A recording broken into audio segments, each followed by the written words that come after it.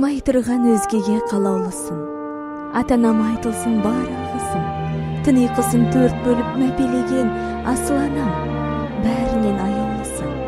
Қайтейін көңілімді жасырсам да, ұзатылу тойында отырсам да, бәрібір ел жұртымды қиялмаймын, өзім сүйген теңіме қосылсам да.